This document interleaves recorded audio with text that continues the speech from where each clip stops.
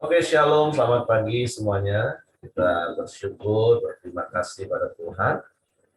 Pagi hari ini kita boleh bangun lagi dengan tubuh yang sehat, dengan kekuatan kesehatan yang baru yang datang dari Tuhan.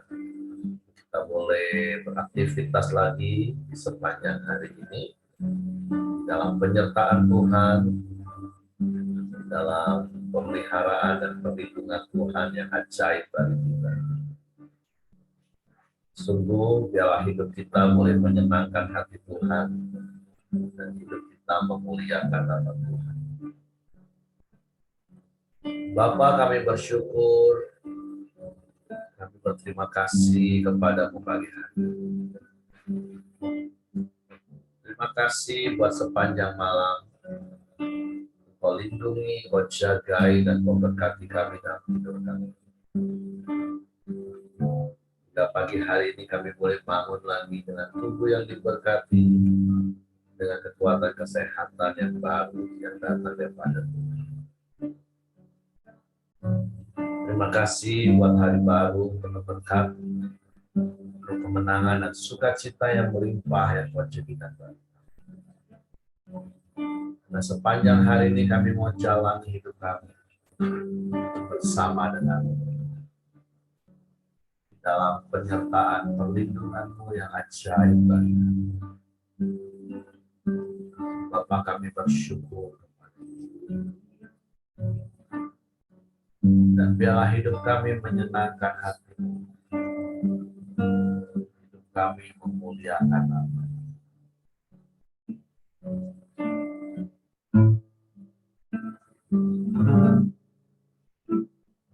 Tuhan, Engkau menyenangkanmu. Tuhan, bentuklah hati ini jadi bencana untuk hormat-Mu. Cemerlang bagai emas murni. Tuhan, ku serahkan hatiku. Semua ku berikan padamu. Luruskan hingga turun selalu, agar aku menyenangkanmu, menyenangkanmu, senangkanmu. Hanya itu kerinduanku, menyenangkanmu, senangkan hatimu.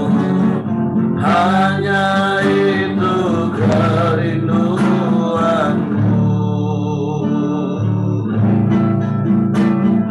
Tuhan, Engkau menyenangkanmu. Tuhan, bentuklah hati ini. Amin. Jadi bencana untuk hormat-Mu. Cemerlang bagai emas murni. Tuhan, ku serahkan hatiku. Semua ku berikan padamu. Luruskan hingga turun selalu, agar aku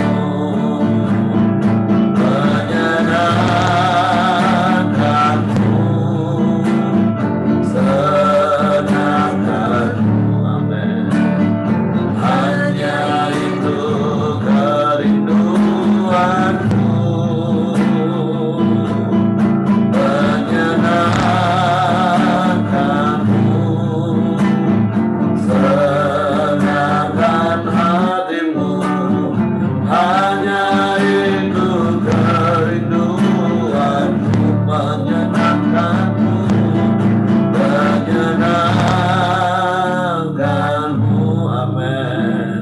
Senangkanmu ya, hanya itu kerinduanku.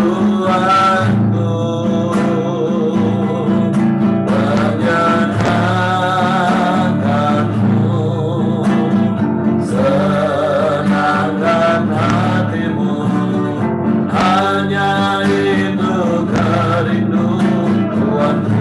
Menyenangkanmu, menyenangkanmu, amin. Senangkan ya, hanya itu kerinduanku. Menyenangkanmu, senangkan hatimu, hanya itu kerinduanku. Hanya itu kerinduanku. Hanya itu kerinduanku.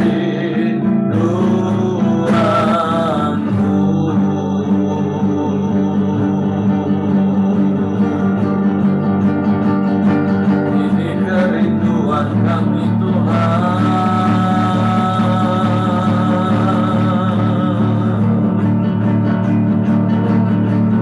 menyenangkan hatimu,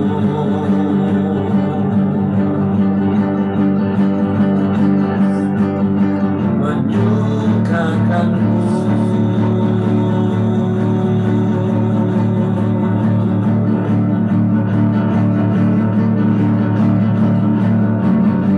terima kasih.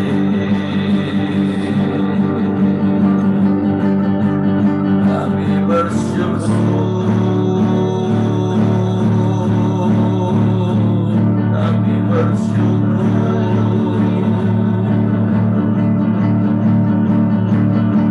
kami sembah, kami sembah, kami sembah.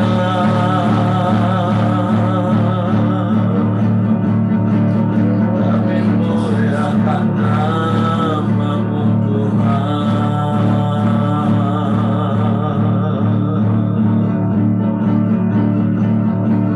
Haleluya.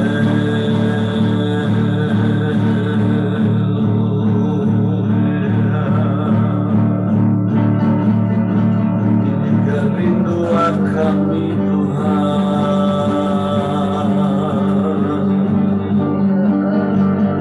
menyenangkanmu,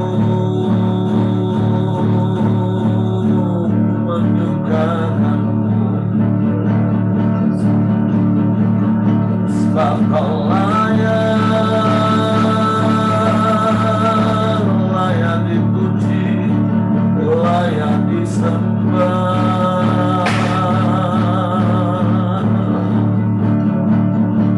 ditinggikan, diagungkan, selalu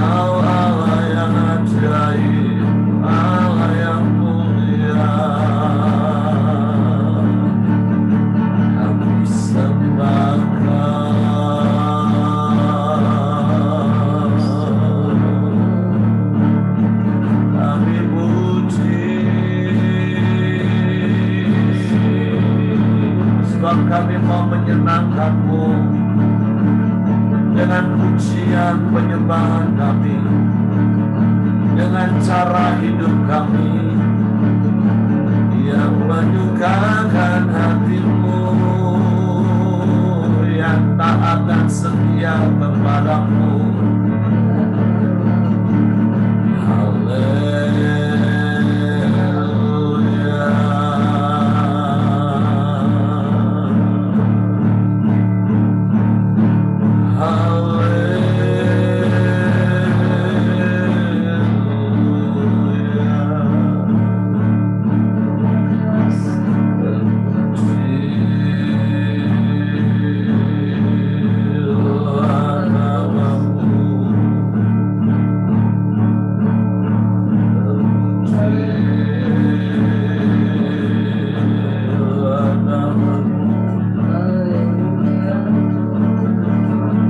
Sebab Engkau Allah yang ajaib, Engkau Allah yang dahsyat, Engkau Allah yang hebat. Rancangan-Mu sempurna dalam hidup kami.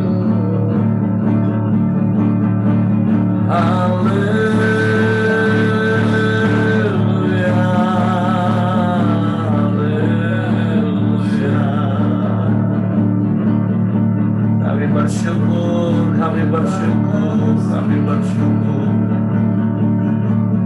Kami bangga punya Allah yang seperti-Mu, Yesus Tuhan.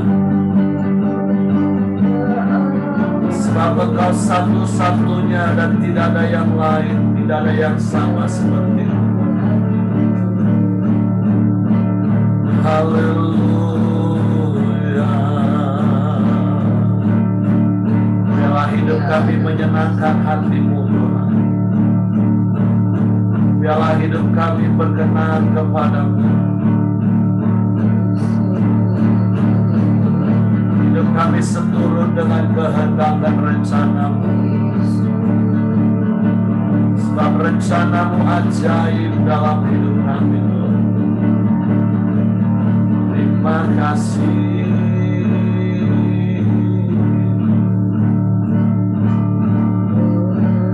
Haleluya, haleluya, haleluya, haleluya.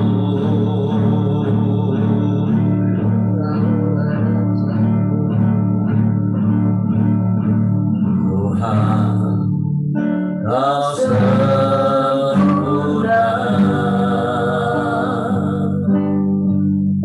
dalam rencana-Mu,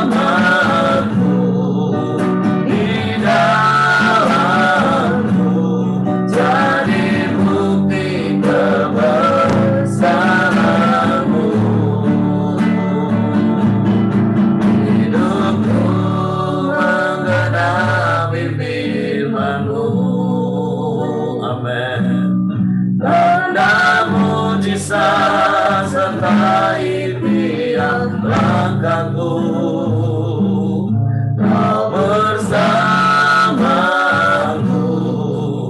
di dalamku, jadi bukti kebesaran. Sekali katakan hidupku, hidupku menggenapi firman-Mu. Amin, haleluya. Dan mujizat sertai tiap langkahku, ya Kau bersamaku di dalamku, jadi bukti kebesaran-Mu. Kau bersamaku, Kau bersamaku di dalamku, jadi bukti kebesaran-Mu. Kau bersamaku, Kau bersamaku, ya di dalamku, jadi bukti kebesaran-Mu. Sungguh biarlah hidup kami menjadi bukti kebesaran-Mu. Hidup kami menyenangkan dan menyukakan hati-Mu. Sebab itu kami serahkan hidup kami ke dalam tangan-Mu. Kami mau tunduk dan taat pada otoritas-Mu, pada kehendak-Mu, kepada firman-Mu. Karena kami percaya ketika kami lakukan hal ini, bukan saja Engkau dimuliakan, bukan saja Engkau disenangkan, tapi hidup kami dipenuhi dengan damai sejahtera, dengan ketenangan dan ketentraman. Sebab itu kami mau terus hidup tunduk dan taat kepada kehendak-Mu, kepada firman, sehingga hidup kami memuliakan nama-Mu, menjadi berkat dan teladan bagi orang lain, dan Engkau dipermuliakan. Bapa, terima kasih.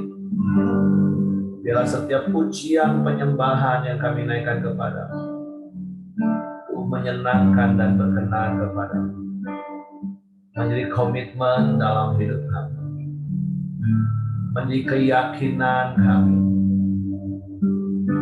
bahwa Engkau selalu bersama dengan kami.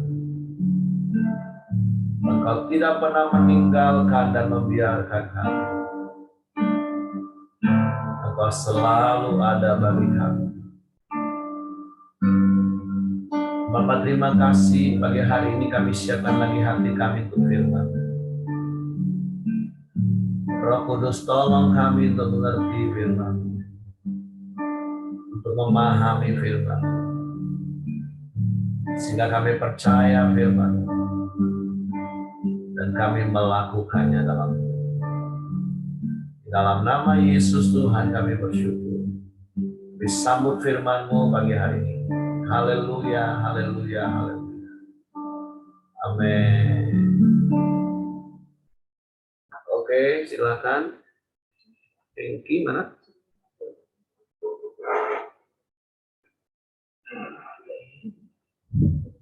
Oh, Engki tidak muncul.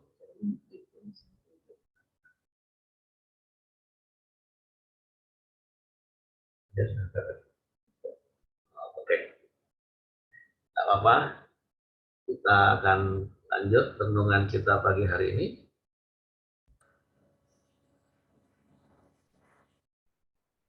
Nah, ya.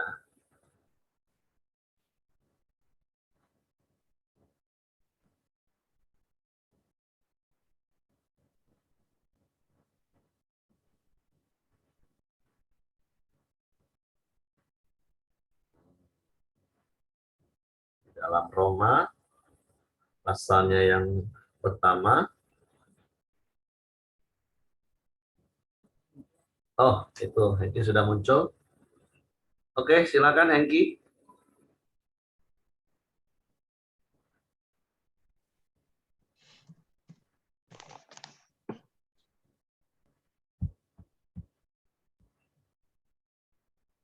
Suaranya belum keluar, Heng. Oke, Oke, silakan. saya bacakan ya renungan pagi hari ini. Kita dari hukum Allah atas kefasikan dan kelaliman manusia di Roma 1 ayat 18. Sebab murka Allah nyata dari sorga atas segala kefasikan dan kelaliman manusia yang menindas kebenaran dengan kelaliman. Karena apa yang dapat mereka ketahui tentang Allah nyata bagi mereka. Sebab Allah telah menyatakan kepada mereka. Sebab apa yang tidak nampak daripadanya, yaitu kekuatannya yang kekal dan keilahiannya, dapat nampak kepada pikiran dari karyanya sejak dunia diciptakan, sehingga mereka tidak dapat berdahli. Sebab sekalipun mereka mengenal Allah, mereka tidak memuliakan Dia sebagai Allah atau mengucap syukur kepadanya. Sebaliknya, pikiran mereka menjadi sia-sia dan hati mereka yang bodoh menjadi gelap. Mereka membuat seolah-olah mereka penuh hikmat, tetapi mereka telah menjadi bodoh. Mereka menggantikan kemuliaan Allah yang tidak fana dengan gambaran yang mirip dengan manusia yang fana, burung-burung, binatang-binatang yang berkaki 4 atau binatang-binatang yang menjalar. Karena itu, Allah menyerahkan mereka kepada keinginan hati mereka akan kecemaran sehingga mereka saling mencemarkan tubuh mereka. Sebab mereka menggantikan kebenaran Allah dengan dusta dan memuja dan menyembah makhluk dengan melupakan penciptanya yang harus dipuji selama-lamanya. Amin. Karena itu, Allah menyerahkan mereka kepada hawa nafsu yang memalukan. Sebab istri-istri mereka menggantikan persetubuhan yang wajar dengan yang tak wajar. Demikian juga suami-suami meninggalkan persetubuhan yang wajar dengan istri mereka dan menyala-nyala dengan birahi mereka seorang terhadap yang lain. Sehingga mereka melakukan kemasuman laki-laki dengan laki-laki. Dan karena itu mereka menerima dalam diri mereka balasan yang setimpal untuk kesesatan mereka. Dan mereka tidak merasa perlu untuk mengakui Allah. Maka Allah menyerahkan mereka kepada pikiran-pikiran yang terkutuk sehingga mereka melakukan apa yang tidak pantas. Penuh dengan rupa-rupa kelaliman, kejahatan, keserakaan, kebusukan, penuh dengan dengki, pembunuhan, perselisihan, tipu muslihat, dan kefasikan. Mereka adalah pengumpat, pemfitnah, pembenci Allah, kurang ajar, congkak, sombong, pandai dalam kejahatan, tidak taat kepada orang tua, tidak berakal, tidak setia, tidak penyayang, tidak mengenal belas kasihan. Sebab walaupun mereka mengetahui tuntutan-tuntutan hukum Allah, yaitu bahwa setiap orang melakukan hal-hal demikian patut dihukum mati. Mereka bukan saja melakukan sendiri, tetapi mereka setuju dengan mereka yang mereka lakukan. Jadi pagi hari ini kita tahu ya di mana Paulus menjelaskan kepada setiap kita bahwa Allah itu murka atas kesalahan setiap manusia. Tetapi kita tahu Allah kita itu adalah Allah yang penuh kasih. Murkanya di sini nih karena setiap tindakan, setiap keinginan manusia, setiap hati manusia yang ingin berpaling dari Allah. Karena kita tahu setiap kita ini adalah ciptaan dari Tuhan. Dan juga mereka tahu setiap mereka itu berasal dari debu dan tanah, yaitu dari Adam. Dan Tuhan mengizinkan kalau Adam beranak cucu, itu menjadi banyak di atas muka bumi ini. Dan manusia itu mengenal Allah, tetapi manusia itu tidak menghormati Allah itu sebagai Tuhan. Malah dia mencari-cari, memikir-mikir, atau membuat Allah-Allah lain yang mereka ketahui, yaitu berupa penyembahan-penyembahan berhala yang menyerupai makhluk-makhluk yang ada di muka bumi ini, bahkan makhluk-makhluk yang bisa mati. Oleh sebab itu, Tuhan tuh membiarkan mereka dikuasai oleh keinginan hati mereka sendiri, supaya sehingga mereka tuh berbuat yang bejat, sehingga mereka melakukan hal-hal yang kotor terhadap sesama manusia.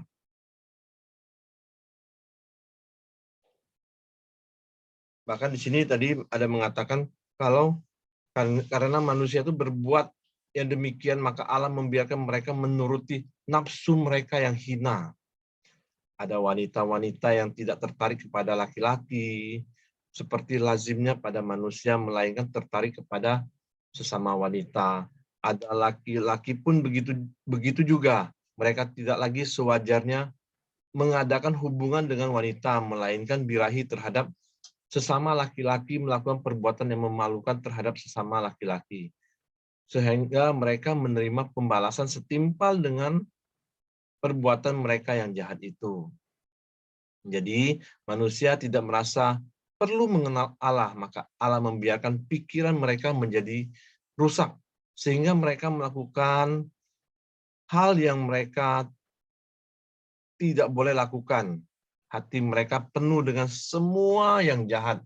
Jadi kalau hidup kita tidak sesuai dengan tuntunan Tuhan, maka hati kita tuh akan melakukan hal-hal yang jahat. Yaitu di sini dikatakan penuh dengan keserakahan, kebusukan, kedengkian, dengan penuh keinginan untuk membunuh, berkelahi, menipu, mendendam, bahkan melakukan hal-hal yang banyak yang buruk. Jadi hari-hari ini kita tahu ya, kalau kita tidak sungguh-sungguh datang kepada Tuhan, kalau tidak berjalan sesuai dengan jalurnya Tuhan, hati kita tuh condong akan melakukan hal-hal yang jahat. Saya memberikan kesaksian sedikit ya.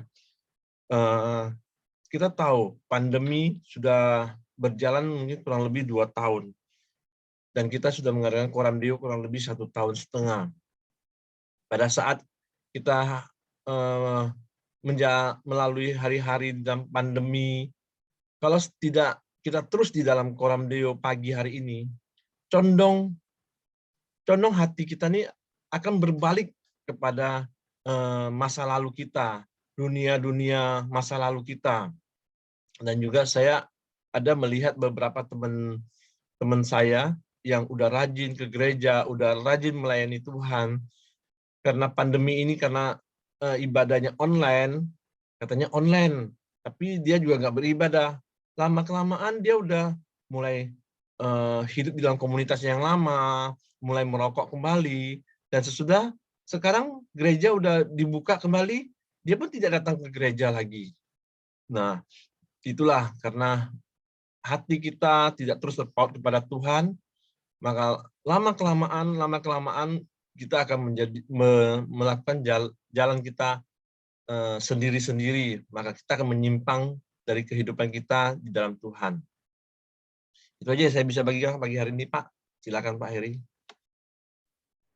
Oke, terima kasih Miki ya. Nah, jadi seperti kemarin atau sebelum-sebelumnya saya sampaikan, kita kan sudah mulai masuk kepada surat Rasul Paulus, dan ini suratnya kepada Roma, dan tentu kita tidak bisa potong sepenggal-sepenggal, tapi tentu ya mau tidak mau kita harus belajar sepenggal-sepenggal. Nah, tetapi dari perikop ini kita tahu Paulus mulai masuk kepada sejarah perjalanan hidup manusia. Hingga nanti di pasal 3 kita tahu kesimpulannya bahwa semua manusia berdosa. Dan di pasal 6 Paulus jelaskan bahwa upah dosa itu adalah maut. Jadi perikop yang kita baca barusan ini adalah apa yang Paulus mulai ajar kepada jemaat yang ada di Roma itu sejak dari kitab Kejadian. Jadi bagaimana bahwa kecenderungan hati manusia itu yaitu melawan Allah. Sejak manusia pertama diciptakan, yaitu Adam dan Hawa, dan satu hal yang tentu memang kita harus ingat, memang Allah menciptakan manusia itu dengan yang namanya free will, kehendak bebas. Sehingga pada akhirnya kita tahu, karena hal itulah Hawa tergoda, dan kemudian mengambil buah pengetahuan baik dan jahat yang Allah larang, dan juga padahal Adam ada di sebelahnya. Dan Adam yang menerima firman itu juga tidak melakukan apa-apa, dia diam. Makanya ada statement di Kempria katakan begini, ada kalanya diam itu emas, tapi ada kalanya kuning belaka. Nah, kayak Adam yang pertama ini, diamnya itu hanya kuning belaka. Sudah tahu istrinya mau lakukan hal yang salah, fatal, tapi dia cuma diam saja. Sehingga akibatnya manusia berdosa dan kehilangan kemuliaan Allah. Dan kalau kita baca dari kitab Kejadian, maka firman Tuhan mencatat kecenderungan hati manusia akhirnya berbuat dosa. Nah, itulah yang digambarkan oleh Paulus di perikop ini. Betapa manusia yang tadinya mulia, tetapi karena mereka lebih mengikuti keinginan daging, keinginan hawa nafsunya, maka kecenderungan hati manusia itu melakukan hal-hal yang sangat-sangat jahat. Jadi kalau hari-hari ini kita tahu kejahatan semakin meningkat, apalagi bicara soal LGBT, bahkan dianggap menjadi satu hal yang wajar di beberapa negara, bahkan dilegalkan. Tapi kita tahu itu sudah sejak 6.000 tahun yang lalu, bagaimana kita tahu tentang kisah Sodom dan Gomora. Kita tahu bagaimana tentang Nabi Nuh. Kita tahu tentang kejahatan-kejahatan manusia di zaman itu. Nah, ini yang digambarkan oleh Paulus kepada jemaat di Roma. Bagaimana kejahatan manusia itu semakin merajalela. Nah, begitu juga dengan kita hari ini. Kita bersyukur di dalam Yesus kita menerima kasih karunia. Di dalam Yesus kita menerima anugerah hidup kekal. Apa yang sejak semula Allah berikan kepada Adam dan Hawa di Taman Eden, di dalam Yesus kita juga menerima hal yang sama, yaitu kemuliaan Tuhan. Tapi ingat, kita juga tetap masih mempunyai free will sampai hari ini, kehendak bebas. Tapi seperti yang Paulus juga pernah sampaikan kepada jemaat di Korintus, segala sesuatu yang dicatat oleh firman Tuhan, itu harusnya menjadi contoh dan peringatan bagi kita. Apa yang baik, ayo kita contoh, kita lakukan. Tapi apa yang tidak baik, seperti apa yang kita baca pagi hari ini, bagaimana kecenderungan hati manusia itu berbuat dosa, kecenderungan hati manusia itu melakukan hal-hal yang jahat, yaitu jadi peringatan bagi kita supaya kita nggak lakukan. Semalam di Komsel kami ngobrol, saya mengingatkan lagi status kita itu anak Allah. Sejak kita mengaku di mulut, percaya di hati, terus memberi diri dibaptis, kita lahir baru, diciptakan baru. Selamat untuk Ibu Caca, seperti lahirnya Pancasila hari ini. Ibu Caca mengambil keputusan untuk lahir baru hari ini. Nah, Tapi sekali lagi ingat, firman Tuhan mau mengingatkan kita pagi hari ini, jangan sampai kita melakukan hal yang sama seperti Adam dan Hawa dan manusia-manusia yang 6.000 tahun yang lalu hidup, yang kecenderungan hatinya berbuat dosa. Walaupun sekali lagi kita punya free will, kehendak bebas. Seperti yang tadi saya katakan semalam di Komsel, saya teguhkan lagi bahwa kita ini orang benar. Dan selalu banyak orang Kristen terkadang masih terintimidasi dan bingung tentang status antara orang benar atau orang berdosa. Kenapa? Karena masih banyak orang berpikir, tapi aku masih berdosa, Pak. Aku masih berbuat dosa, bukan berdosa. Aku masih melakukan hal-hal dosa. Ya, sekali lagi, makanya walaupun kita sudah percaya Yesus, kita mengaku di mulut, percaya di hati, memberi diri baptis, jadi ciptaan baru, punya status anak Allah, punya status orang benar, tapi kita masih punya free will. Dan iblis akan selalu mengintimidasi, menipu, menggoda kita untuk melakukan hal-hal yang jahat, dan bisa saja kita juga masih melakukan hal-hal yang jahat. Tapi seperti khotbah minggu pagi, Ibu Yana katakan, mari kita kenalin hati Bapa kita. Hati yang penuh kasih karunia, hati yang mengasihi dan menerima kita apa adanya. Berkali-kali pun mungkin kita bisa lakukan, tapi Bapa tetap mengasihi kita.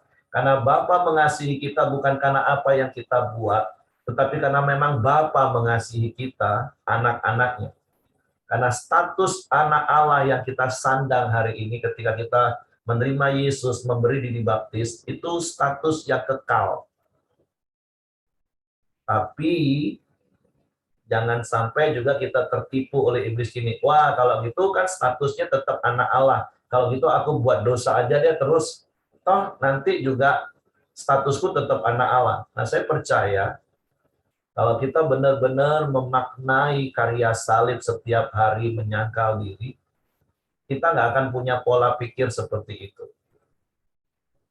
Harusnya pola pikir kita bukan, wah nggak apa-apa, nanti buat dosa minta ampun lagi, buat dosa minta ampun lagi. Ya, 1 Yohanes 1 ayat 9 katakan, jika kita mengaku kepada Tuhan, Dia adalah adil dan setia. Dia akan mengampuni dosa kita. Iya, Tuhan Bapa akan tetap terima kita. Seperti anak bungsu yang sudah kurang ajar, yang minta warisan sebelum bapaknya mati, yang pergi berfoya-foya dengan para pelacur, menghabiskan harta. Ketika dia kembali, Bapa tetap terima. Tapi kan hidupnya menderita. Hidupnya nggak karu-karuan. Karena sekali lagi ingat, ya dosa diampuni. Tapi akibat perbuatan kita harus kita tanggung. Nah, harusnya mari kita mulai berpikir hari ini dengan free will kita, dengan apa yang kita baca pagi hari ini. Ini menjadi peringatan bagi kita untuk kita nggak lakukan dosa lagi. Karena setiap perbuatan dosa yang masih bisa kita lakukan, sekali lagi walaupun status kita nggak akan pernah berubah, tapi akan ada dampak, ada akibat yang harus kita tanggung. Kenapa kita harus lebih suka jatuh bangun dalam dosa? Kenapa kita nggak lebih fokus belajar untuk menyenangkan hati Bapa kita? Mengapa kita nggak lebih fokus belajar menyukakan hati Bapa kita? Hingga hidup kita penuh dengan kemuliaan Tuhan. Jadi pagi hari ini firman Tuhan, Paulus menceritakan keadaan manusia, dan biarlah firman Tuhan yang kita baca pagi hari ini menjadi peringatan bagi kita. Sekalipun kita masih punya free will sampai hari ini. Dan iblis tahu free will itu. Makanya setiap hari, setiap saat dia menggoda kita. Jangankan kita Bapak Ibu, kita tahu Yesus saja 2000 tahun yang lalu waktu dia datang ke dalam dunia sebagai manusia dalam daging, dia juga digoda. Dan Bapak Ibu tentu ingat ayat di dalam Lukas pasal 4, di ayat terakhir dari perikop pencobaan di padang gurun. Ayat itu berkata seperti ini. Lalu iblis undur daripadanya dan menunggu waktu yang tepat. Begitu juga dengan kita Bapak Ibu. Setiap hari iblis itu mengintai kita seperti singa yang mengaum-ngaum di sekeliling kita. Tunggu kapan kita lengah. Kalau nggak bisa dengan cara kasar, iblis akan dengan cara halus. Sehingga tanpa sadar kita mulai menyimpang. Dikit-dikit menyimpang itu nggak langsung belok, apalagi putar arah Bapak Ibu. Nggak. Kita dari rajin koram deo mulai, ini contoh ya Bapak Ibu, jangan tertuduh, maksud saya ini contoh. Mulai menyimpang dikit, lama-lama sudahlah. Nah seperti yang kita dikatakan 2 tahun pandemi, ngomongnya sih online, tapi hidupnya jadi oleng. Lama-lama oleng, dan sudah tenggelam akhirnya. Bukan koram deo, karam deo. Karena iblis, makanya Yesus kan pernah ngomong, kalau kau mau mengikut aku, setiap hari itu harus pikul salib dan sangkal diri. Kita ingat karya salib terus betapa kita ini sudah ditebus oleh darah yang mahal. Bukan dengan emas dan perak yang kita punya. Terus kita harus menyangkal diri. Memang itulah mungkin yang sulit, banyak orang nggak bisa menyangkal diri, nggak bisa menyangkal daging. Masih lebih suka menikmati kenikmatan daging. Sehingga mulai mengabaikan hal-hal yang lebih kekal. Tapi sekali lagi firman Tuhan pagi hari ini mau mengingatkan kita. Jangan kita mengulangi kesalahan manusia di zaman dulu. Makanya sekali lagi firman Tuhan itu diberi untuk mengingatkan kita. Kita ini sudah ditebus oleh darah yang mahal. Status kita itu jelas anak Allah. Harusnya kita nggak lagi menjadi orang yang bergumul antara ini dosa nggak, ini boleh nggak. Nanti di Roma 12 kita akan belajar bagaimana kita harus mengalami pembaharuan budi supaya kita bisa mulai membedakan mana yang baik, mana yang berkenan kepada Allah, mana yang sempurna. Contoh, soal nonton itu baik atau enggak. Ini bukan soal dosa nggak dosa lagi Bapak Ibu. Balik-balik ukuran hidup kita sekarang ini berkenan nggak sama Allah? Itu menyukakan hati Allah nggak? Apakah segala sesuatu yang kita lakukan itu membawa kita semakin dekat kepada Allah atau membawa kita semakin jauh dari Allah?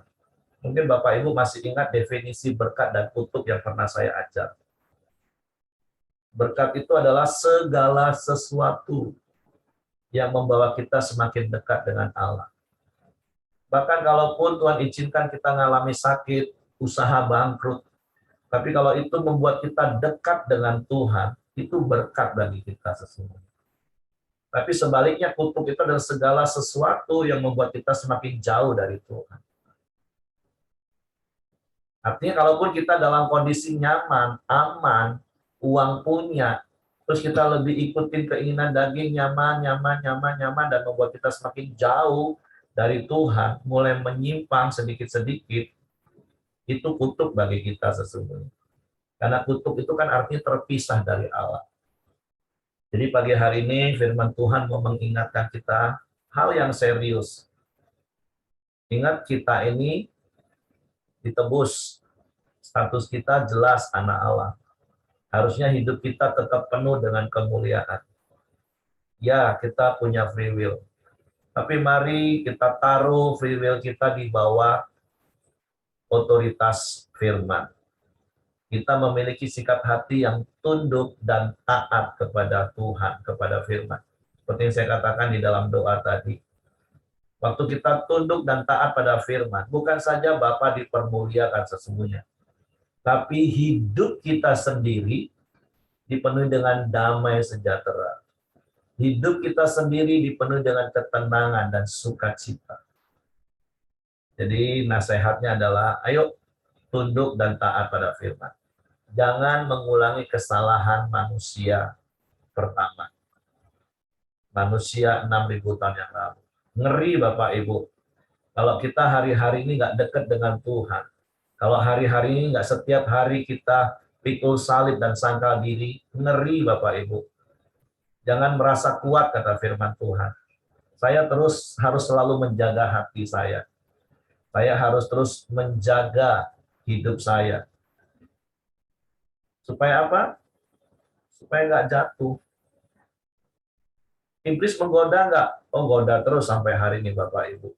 Dan iblis akan selalu cari sisi paling lemah dalam hidup kita.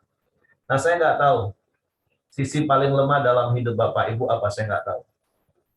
Mungkin itu problem emosi Bapak Ibu. Iblis akan serang di sisi itu. Mungkin kita pria-pria sisi lemah kita itu nggak tahan, maaf, melihat hal-hal pornografi. Itu titik lemah kita. Itu yang akan dia serang habis-habisan. Atau kita adalah orang yang lebih suka menikmati fasilitas hidup, kenyamanan. Itu yang akan iblis terus-menerus serang sampai akhirnya kita pikir ngomong ini, ah nggak apa-apa lah ya, akan cuma ini, nggak apa-apa lah ya. Nah, hati-hati kalau kita sudah mulai ngomong kayak begitu Bapak Ibu. Sekali lagi, hamartia, dosa itu artinya menyimpang, meleset. Meleset itu bukan belok, bukan putar. Dikit-dikit, dikit-dikit, belok dikit, meleset dikit. Di sini 1 mili mungkin. Tapi di ujungnya udah bisa 1 kilometer meleset dari sasaran. Nah, setiap hari iblis akan melakukan hal itu Bapak Ibu. Nah, hari ini saya mau mengajar Bapak Ibu, coba periksa hidupmu, sisi apa yang paling lemah dalam hidupmu, yang hari-hari ini sedang diserang oleh iblis. Akhirnya, hai anak-anakku, hendaklah kamu kuat di dalam kasih karunia, di dalam Kristus Yesus. Sekali lagi, saya nggak tahu sisi lemah apa yang iblis sedang incar hari ini. Kemarahan kah? Problem emosi kita kah? Ketidakjujuran kita kah? Hal-hal yang berbau pornografi kah? Kenyamanan hidup. Kita lihat hari-hari ini orang lebih suka cari nyaman. Dan seperti itu nggak salah kan? Namanya juga hidup Pak, kan harus dinikmati Pak. Iya, nggak salah menikmati hidup, sekali lagi nggak salah Bapak Ibu. Tapi ingat definisi berkat dan kutuk tadi.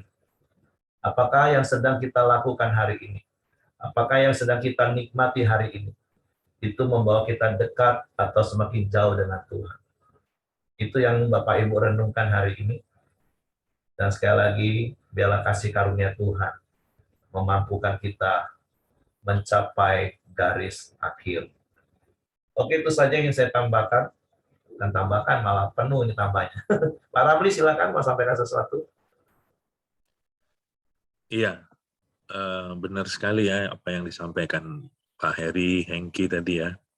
Saya diingatkan ayat yang ke-18 sebagai pembukanya dikatakan, sebab murka Allah nyata dari surga. Jadi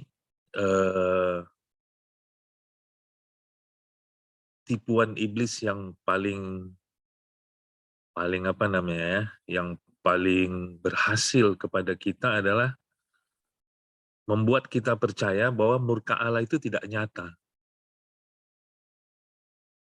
Itu bahwa sejak awal iblis telah membuat strategi bahwa kan dia bilang seperti ini waktu dia jumpain Adam dan Hawa, bahwa semua buah dari semua pohon yang ada di taman ini pasti nggak boleh kalian makan ya. Oh bukan, ini boleh kami makan, cuma pohon yang di tengah-tengah itu aja yang nggak boleh, karena kami akan mati. Lalu iblis bilang, enggak sih, sebenarnya tidak mati, cuma kalian akan terbuka aja matanya, kalian akan seperti Allah. Jadi iblis membuat kita percaya bahwa Allah tidak bersungguh-sungguh dengan firman-Nya. Bahwa kalau Allah berbicara soal keselamatan, soal hukuman, soal kematian, soal dosa, itu nggak sungguh-sungguh gitu. Nah, yang saya lihat di akhir-akhir zaman ini, pemahaman kita tentang kasih Allah bertumbuh, tetapi pemahaman kita tentang hukuman dan murka Allah itu kok menipis gitu, berkurang, seakan-akan itu tidak nyata gitu. Jadi betul kata Pak Heri bahwa sesungguhnya sebenarnya walaupun Allah itu penuh kasih, kita mengenal kasih Bapa, tapi sekali lagi kita harus sadar bahwa Allah itu bersungguh-sungguh dengan hukumannya, bersungguh-sungguh dengan firman-Nya, gitu. Sehingga kita tidak tertipu lagi oleh strategi iblis bahwa membuat kita tidak percaya ketika Allah berbicara soal kematian, bicara soal hukuman, bicara soal dosa, dan lain sebagainya. Ya, jadi seperti statement yang mengatakan bahwa keseimbangan adalah kunci kehidupan, kita harus percaya bahwa kasih Allah itu besar, tapi juga kita harus percaya bahwa murka Allah itu juga nyata, sehingga kita harus berhati-hati menghadapi hidup ini. Itu aja Pak Eri, terima kasih. Oke, terima kasih Pak Ramli. Ya, jadi saya ingat satu buku yang pernah saya baca, yaitu Disciple Grace, disiplin anugerah. Bahasa Indonesia disiplin anugerah. Jadi memang kita hidup di dalam anugerah kasih karunia, tapi kita harus disiplin. Bukan berarti suka-suka seperti itu. Sehingga seperti Pak Ramli tadi katakan, ya memang kita bersyukur kita dikasihi Bapa apa adanya. Tapi ingat, Allah itu mengasihi kita dan Dia itu adil. Dan seperti yang saya katakan, Dia akan tetap ampuni kita, tapi akibat dari perbuatan dosa itu tetap akan kita tanggung. Seperti Bapak Ibu yang punya anak, waktu anak Bapak Ibu melakukan hal yang salah dan Bapak Ibu harus mendisiplin dia, tentu hati kita juga sedih waktu harus mendisiplin anak kita. Tapi kita tahu itu untuk kebaikan dia. Nah, jangan sampai kita membuat hati Bapak kita itu sedih karena perbuatan kita. Dia harus mendisiplin kita. Makanya lebih baik kita mendisiplin diri sendiri. Jadi, sekali lagi, tipuan iblis yang paling mutakhir seperti Pak Ramli tadi bilang, iblis ngomong, enggak lah, itu cuman ucap-ucap be itu, kata orang Jambi. Itu cuman bohong be. Enggak apa-apa, lakukan. Diampunilah itu. Nah, kita lebih cenderung kepada hal ekstrim kiri. Atau kita ekstrim kanan, seperti anak sulung juga. Tapi seperti Pak Ramli tadi ingatkan statement di Camp Pria, yang Edwul katakan, keseimbangan itu kunci kehidupan. Supaya kita bisa terus seimbang antara disiplin dan anugerah. Makanya kita butuh kasih karunia, pikul salib setiap hari, sangkal diri. Jadi sekali lagi PR-nya hari ini Bapak Ibu, serius, renungkan hidupmu, sisi lemah apa yang hari ini iblis sedang serang. Sehingga engkau nggak sadar, dan engkau boleh ngomong, nggak apa-apa kok ini, nggak apa-apa kok ini. Nah itu hati-hati, itu sudah warning Bapak Ibu. Nah yang kedua, ya kita diingatkan terus, hiduplah dalam kasih karunia. Sangkal diri. Oke, itu saja. Tuhan memberkati. Terima kasih Hengki, terima kasih Pak Ramli. Silakan Heng. Oke, terima kasih semua. Mari kita masuk dalam doa kita di pagi hari ini. Silakan Lydia.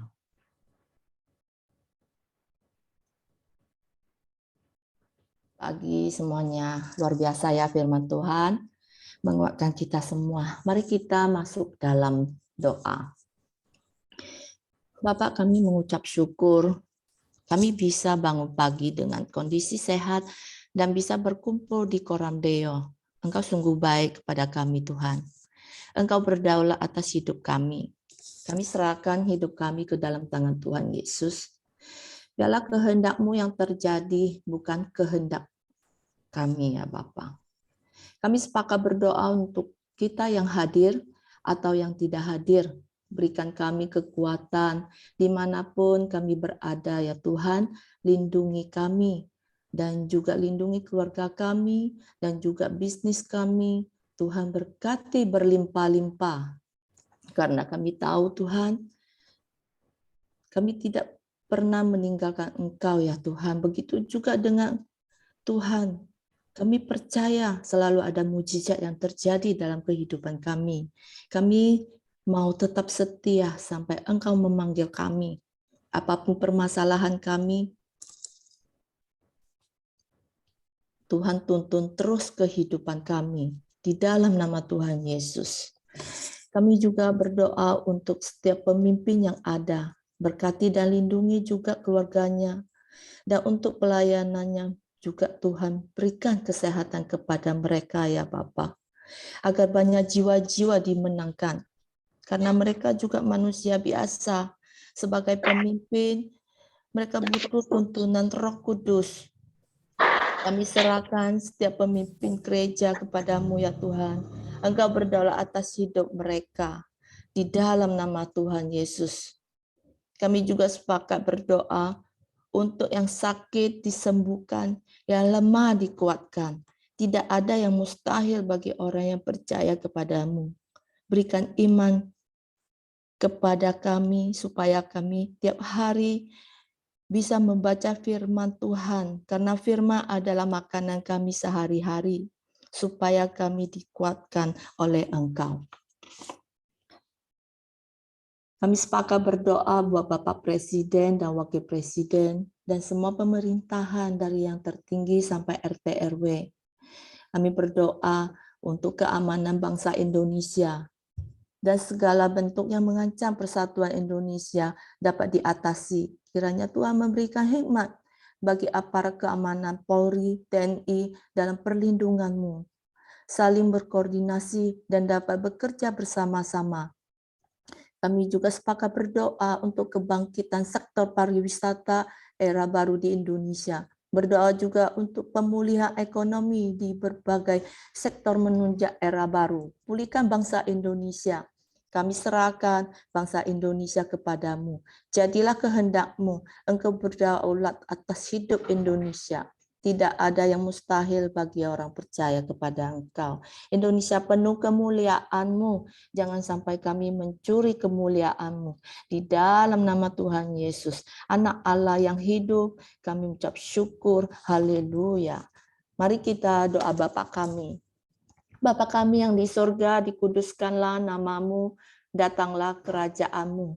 Jadilah kehendak-Mu di bumi seperti di surga. Berikanlah kami pada hari ini makanan kami yang secukupnya, dan ampunilah kami akan kesalahan kami, seperti kami juga mengampuni orang yang bersalah kepada kami, dan janganlah membawa kami ke dalam pencobaan, tetapi lepaskanlah kami daripada yang jahat, karena Engkaulah yang mempunyai kerajaan dan kuasa dan kemuliaan sampai selama-lamanya. Amin.